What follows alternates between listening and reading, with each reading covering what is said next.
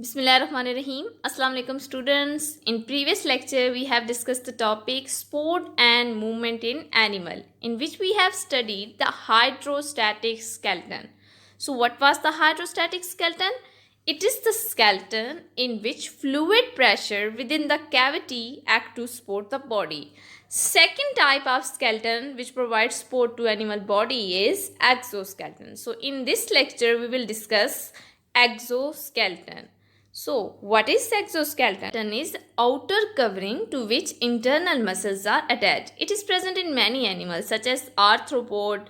Arthropod की different classes जैसे insects हैं, क्रूस्टेशियंस हैं, स्पाइडर है, इन सब के अंदर मौजूद होता है एक्सोस्केलेटन। मीन इनकी बॉडी के बाहर की साइड पे एक रिजिड फ्रेमवर्क मौजूद होता है, एक टफ और रिजिड फ्रेमवर्क जो इनकी बॉडी को सपोर्ट प्रोवाइड करता है। इसी तरह अगर हम मोलस्कास की बात करें, सॉफ्ट बॉडी एनिमल्स की बात करें, तो सॉफ्ट बॉडी एनिमल्स के अंदर भी मौजूद होता है एक्सोस्केलेटन, जो इनको ना सिर्फ प्रोटेक्शन प्रोवाइड करता है बल्कि साथ में सपोर्ट भी प्रोवाइड करता है। यहाँ पे डिफरेंट एनिमल्स की एग्जांपल दी गई है, जैसे कि बीटल है, श्रिम्प है, स्पाइडर है, स्नेल और मसल्स की अगर हम बात करें तो इन सब के अंदर क्या चीज़ मौजूद होती है? एक्सोस्केलेटन। मीन इनकी बॉडी की आउटर साइड पे एक हार्डर कवरिंग मौजूद होती है जो इनकी बॉडी को सपोर्ट प्रोवाइड करती है।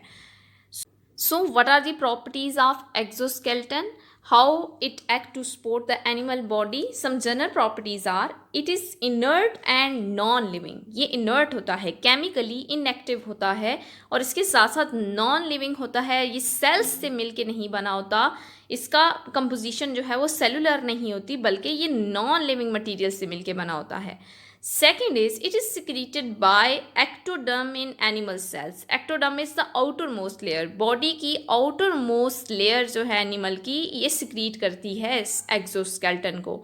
एपिडर्मल सेल इसको सिक्रीट करते हैं और ये सिक्रीशन की फॉर्म में मौजूद होता है एनिमल की बॉडी के आउटसाइड पे।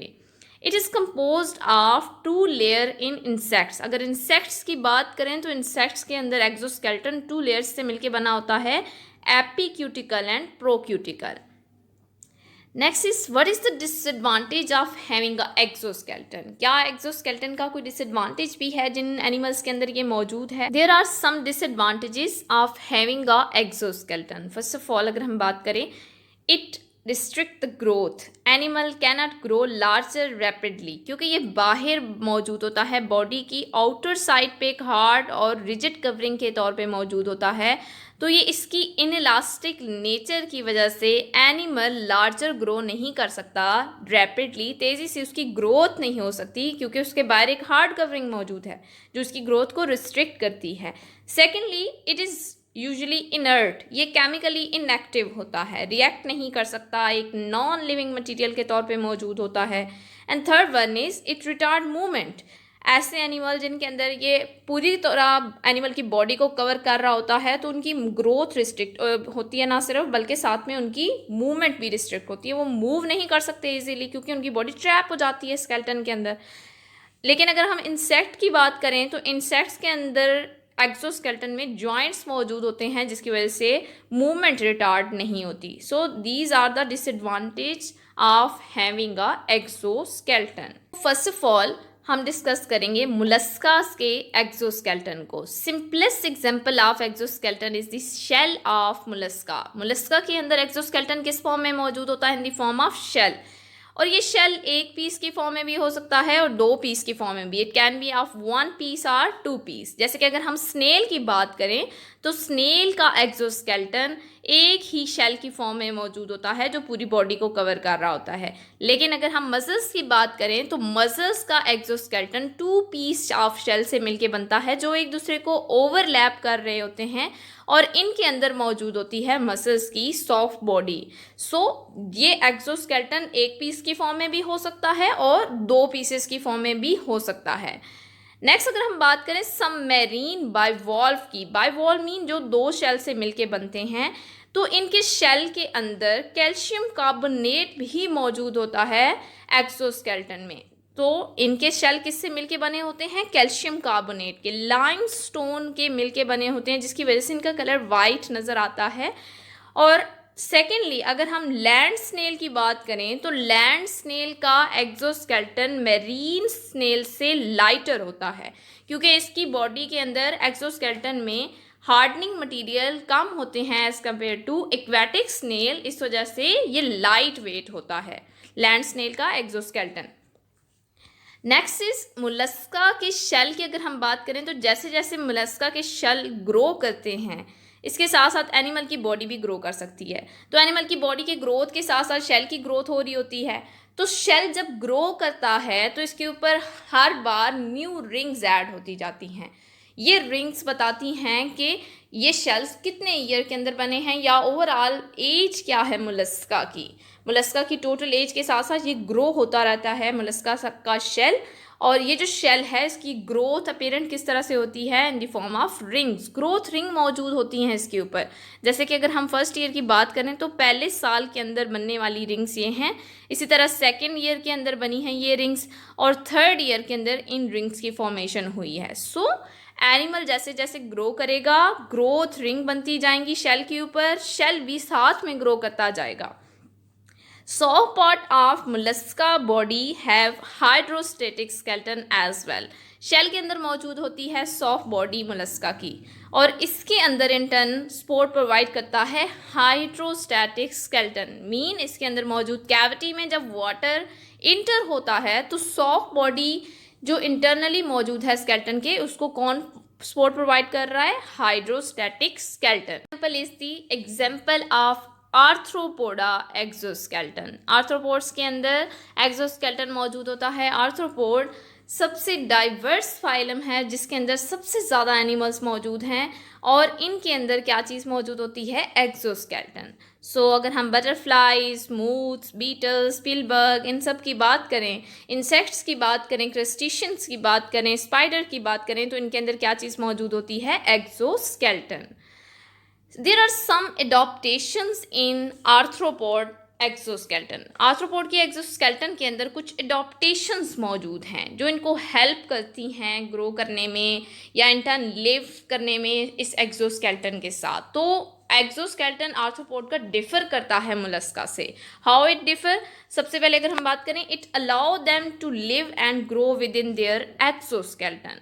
ये इनको ना सिर्फ अलाइव रखता है बल्कि इनकी ग्रोथ को भी नहीं रोकता। ये इसी एक्सोस्केलेटन के साथ साथ ग्रो कर सकते हैं, तो इनकी ग्रोथ रिस्ट्रिक्ट नहीं होती। Second is the invagination of exoskeleton form ridges and bars for attachment of muscles. तो आपने इंसेक्ट्स की बॉडी देखी होगी, उसके अंदर डिप्रेशंस मौजूद होते हैं, डिफरेंट रिजेस और बार मौजूद होते हैं। ये रिजेस और बार एक्ट करते हैं attachment point for the muscles. Internal body के मसल बाहर इस हार्ड स्केलेटन के साथ अटैच होते हैं ताकि एनिमल मूव कर सके। सो ये रिजेस मौजूद हैं इंसेक्ट्स की बॉडी के अंदर, जहाँ जहाँ पे डिप्रेशन मौजूद होती हैं, इन डिप्रेशंस के साथ, इन रिजेस एंड बार्स के साथ अटैच होते हैं इंटरनल मसल्स। ये फ्लेक्सर मसल है जो फ्लेक्शन करता है, बेंडिंग करवाता है, और ये एक्सटेंसर मसल है जो एक्सटेंड कराता है। तो ये दोनों मसल्स किसके साथ अटैच होते हैं, बाहर मौजूद है हार्डर स्पोर्ट, तो इस वजह से ये इस हार्डर स्पोर्ट के साथ आउटसाइड पे अटैच होते हैं इंटरनल मसल्स, जिसकी वजह से एनिमल मूव कर सकता है। Another modification is formation of joints. Insects के एक्सोस्केलेटन में जॉइंट्स भी मौजूद होते हैं। जॉइंट्स की प्रेजेंस की वजह से ये स्विफ्ट मूवमेंट कर सकते हैं, इजीली मूव कर सकते हैं। तो जहाँ पे अटैचमेंट हो रही है मसल्स की, एक्सटेंसर और फ्लेक्सर मसल अटैच हैं जहाँ पे, वहाँ पे एक्सोस्केलेटन के अंदर एक जॉइंट बन रहा होता है। इसी वजह से इंसेक्ट्स का एक्सोस्केलेटन डिफरेंट सेगमेंट्स की फॉर्म में नज़र आता है।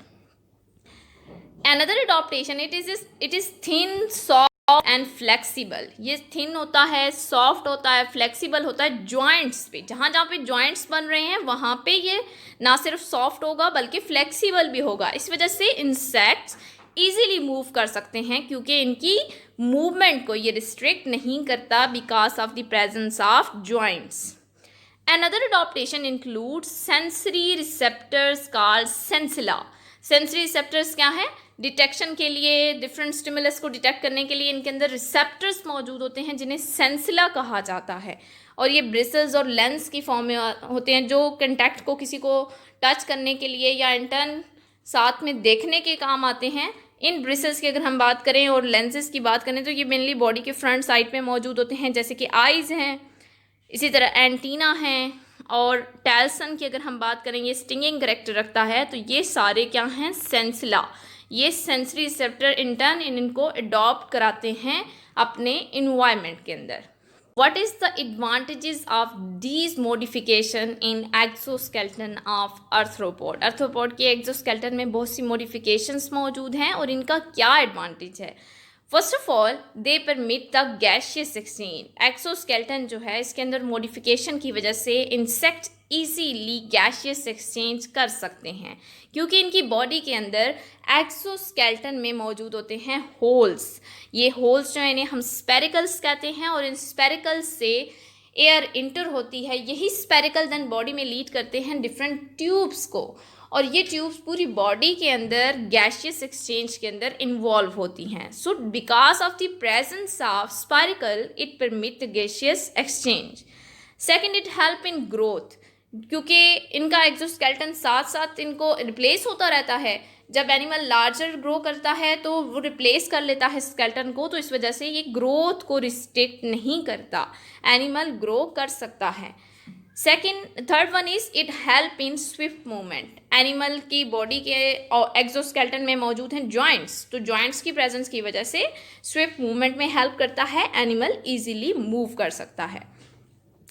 Fourth is protection against enemy and rough environment, क्योंकि ये बॉडी की आउटर साइड पे मौजूद है, बाहर से कवर कर रहा है, हार्ड और रिजिड है, तो इस वजह से ना सिर्फ ये इनको एनिमीज से प्रोटेक्ट करता है बल्कि रफ इन्वायरमेंट से भी प्रोटेक्ट करता है। ठीक है, तो ये रेजिस्टेंस से बचाता है इनको। In turn it protect them from dying from desiccation, तो इनको ड्राई आउट होने से भी बचाता है, इनकी बॉडी को, इंटरनल बॉडी को ड्राई आउट होने से भी बचाता है। तो ये सारे एडवांटेजेस हैं modification in exoskeleton of arthropods. Composition of exoskeleton, it is composed of 2 layers, 2 layers से मिलकर बना होता है, जैसे कि हमने पहले भी डिस्कस किया, epicuticle and procuticle. These are the 2 layer that form the exoskeleton of insects. What is epicuticle and what is procuticle? सबसे पहले एक्टोडर्म की आउटर सेल्स, एपिडर्मल सेल्स जिन्हें हम कहते हैं, एपिडर्मल सेल्स सिक्रीट करते हैं इस एक्सोस्केलेटन को। ये 2 लेयर की फॉर्म में होता है। एपिडर्मस की जो सबसे ऊपर वाली लेयर है, एपिडर्मस के ऊपर जो मौजूद है, इसे हम एंडोक्यूटिकल कहते हैं, और सबसे आउटर लेयर जो बाहर की तरफ मौजूद है एनिमल बॉडी के, इसे हम एक्सोक्यूटिकल या फिर एपिक्यूटिकल कहते हैं। तो एपिक्यूटिकल सबसे बाहर साइड पे मौजूद होती है, आउटर मोस्ट है, और उसकी इंटरनल साइड पे अबव द एपिडर्मिस क्या मौजूद होती है, endocuticle. This both are secreted by epidermal cell of ectoderm. So what is the difference between epicuticle and procuticle? Epicuticle is outer layer, सबसे आउटर मोस्ट लेयर जो बाहर की तरफ मौजूद होती है उसे एपिक्यूटिकल कहते हैं, एंड एंडोक्यूटिकल और प्रोक्यूटिकल इज प्रेजेंट बिलो द एपिक्यूटिकल। एपिक्यूटिकल से अंदर की तरफ, उससे नीचे क्या चीज़ मौजूद होती है, procuticle. Second is epicuticle is made up of waxy lipoprotein. Composition की बात करें तो एपिक्यूटिकल किससे मिलके बनी होती है, वैक्सी लिपोप्रोटीन से। On the other hand procuticle is composed of chitin, polysaccharide जो कि टफ और लेदरी पॉलीसेक्राइड है उनसे मिलके बनी होती है, and several kind of protein. So ये कंपोजिशन में भी डिफर करती हैं। थर्ड वन, क्योंकि एपिक्यूटिकल वैक्सी लिपोप्रोटीन से मिलके बनती है, इस वजह से ये इम्परमिएबल होती है वाटर के लिए, तो बैरियर के तौर पे एक्ट करती है, ना सिर्फ वाटर लॉस से बचाती है बल्कि माइक्रो ऑर्गेनिज्म से भी बैरियर के तौर पे एक्ट करती है एपिक्यूटिकल। एंड एंडोक्यूटिकल की बात करें या प्रोक्यूटिकल की, तो it is further harden by sclerotization. Sclerotization क्या है? स्क्लेरोटाइजेशन वो प्रोसेस है जिसमें हार्डन किया जाता है किसी टिश्यू को, और इसके अंदर डिफरेंट प्रोटीन की क्रॉस लिंकिंग होती है, जो क्रॉस लिंकिंग से उस टिश्यू को हार्ड कर देती हैं। तो ना सिर्फ इसको स्क्लेरोटाइजेशन से हार्डन किया जाता है बल्कि इसके अंदर कैल्शियम कार्बोनेट भी डिपॉजिट किया जाता है, जिसकी वजह से ये हार्डन हो जाती है। Ecdysis or moulting, it is the process in which animals shed their exoskeleton and replace it with the larger one. Animal old skeleton को शेड ऑफ कर देते हैं, रिमूव कर देते हैं periodically, और उसको रिप्लेस करते हैं एक न्यू वन से जो कि लार्जर साइज का होता है। इस प्रोसेस को एक्डाइसिस या मोल्टिंग कहते हैं। तो एनिमल क्या करता है, अपना ओल्ड एक्सोस्केलेटन शेड ऑफ कर देता है और इस ओल्ड एक्सोस्केलेटन को देन रिप्लेस करता है एक न्यू वन से जो कि लार्जर साइज का होता है। और ये पीरियोडिकली होता रहता है, जैसे जैसे एनिमल ग्रो करेगा ओल्ड एक्सोस्केलेटन शेड ऑफ हो जाएगा, उसकी जगह न्यू वन फॉर्म हो जाएगा। तो इस प्रोसेस को हम मोल्टिंग और एक्डाइसिस कहते हैं। What are the stages of ecdysis? Ecdysis is divided into 4 stages. First one is hypodermal glands secrete enzymes that begin digesting old endocuticle. सबसे पहले हाइपोडर्मस वो लेयर है जो एपिडर्मस से बिलो मौजूद है, उसमें मौजूद होते हैं ग्लैंड्स।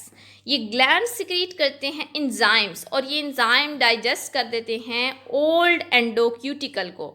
मीन एपिडर्मस से ऊपर जो लेयर मौजूद है ये उसे डाइजेस्ट कर देंगे और इस डाइजेशन की वजह से क्या होगा, हाइपोडर्मस अलग हो जाएगी एक्सोस्केलेटन से। हाइपोडर्मस और एक्सोस्केलेटन एक दूसरे से डिटैच हो जाएंगे।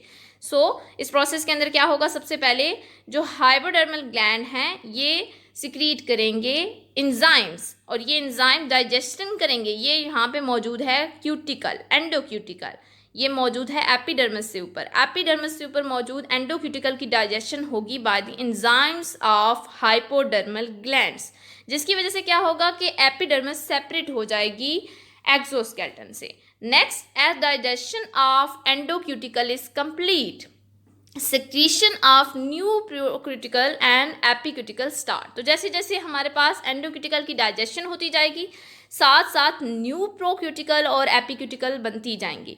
यहाँ पे सबसे पहले क्या हुआ कि हाइपोडर्मल ग्लैंड या जो फ्लूइड है ये आएगा और ये डाइजेस्ट कर देगा एंडोक्यूटिकल को जो पहले से मौजूद है। ओल्ड एंडोक्यूटिकल की डाइजेशन हो जाएगी, इसकी जगह एक न्यू फॉर्मेशन स्टार्ट हो जाएगी, न्यू प्रोक्यूटिकल बनना स्टार्ट हो जाएगी और एपिक्यूटिकल बनना स्टार्ट हो जाएगी।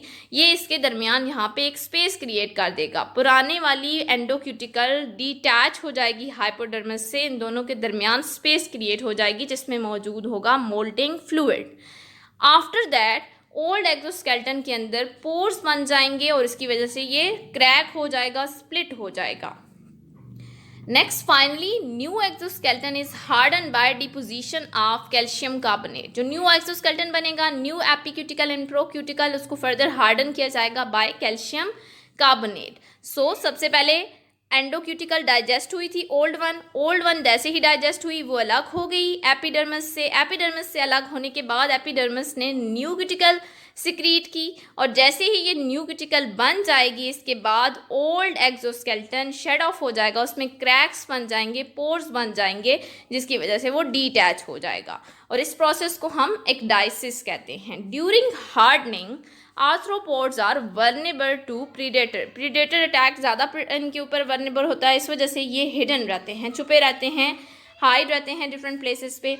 All the changes are controlled by nervous system and the hormone ecdysone। तो जितनी भी स्टेजेस हैं एक्डाइसिस की इनको कौन कंट्रोल करता है, नर्वस सिस्टम कंट्रोल करता है और किसके जरिए कंट्रोल करता है, by a hormone that is called ecdysone। Thank you so much students.